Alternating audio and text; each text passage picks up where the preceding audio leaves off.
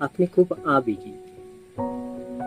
সামান্য কোনো কথায় আপনার কান্না আসে। একটু গরম কথায় আপনি মনে আঘাত পান। সামান্য ঝগড়া বিবাদে আপনি সিদ্ধান্ত পরিবর্তন করেন বা হঠাৎ সিদ্ধান্ত নিয়ে ফেলেন। আপনি কি জানেন এই আবেগ আপনার কতটা ক্ষতি করতেছে? আপনার গতিশীলতাকে সে গতিহীন করে দিচ্ছে। আপনি গতিহীন হয়ে যাচ্ছেন। আপনি বোধহয় জানেন না এই আবেগের বশবর্তী হয়ে আপনি এমন পর্যায়ে চলে যাবেন যেখান থেকে ফিরে আসা আপনার জন্য কষ্টকর হবে। মানুষের একটি ইচ্ছা শক্তি আছে, সেটাকে যদি মানুষ সৎ কাজে ব্যবহার না করে তবে আপনি জীবিত থাকবেন ঠিকই, কিন্তু আপনার মাঝে কোনো ইচ্ছা থাকবে না।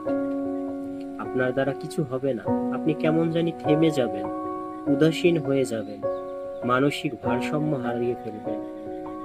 এটাই মূলত এই ইচ্ছা শক্তির অবক্ষয়, ইচ্ছা শক্তির অপব্যবহার। তাই আবেগী না হয়ে আমরা বিবেকী হই। প্রত্যেকের সেই শুভ দিন নসিব। আপনি খুব আবেগী। সামান্য কোনো কথায় আপনার কান্না আসে। একটু গরম কথায় আপনি মনে আঘাত পান। সামান্য ঝগড়া বিবাদে আপনি সিদ্ধান্ত পরিবর্তন করেন বা হঠাৎ সিদ্ধান্ত নিয়ে ফেলেন। আপনি কি জানেন এই আবেগ আপনার কতটা ক্ষতি করতেছে? আপনার গতিশীলতাকে সে গতিহীন করে দিচ্ছে। আপনি গতিহীন হয়ে যাচ্ছেন। আপনি বোধহয় জানেন না এই আবেগের বশবর্তী হয়ে আপনি এমন পর্যায়ে চলে যাবেন যেখান থেকে ফিরে আসা আপনার জন্য কষ্টকর হবে। মানুষের একটি ইচ্ছা শক্তি আছে, সেটাকে যদি মানুষ সৎ কাজে ব্যবহার না করে তবে আপনি জীবিত থাকবেন ঠিকই, কিন্তু আপনার মাঝে কোনো ইচ্ছা থাকবে না।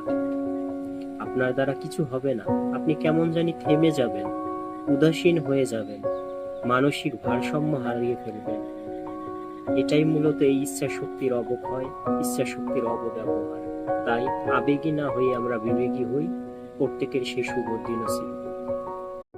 আপনি খুব আবেগী। সামান্য কোনো কথায় আপনার কান্না আসে। একটু গরম কথায় আপনি মনে আঘাত পান।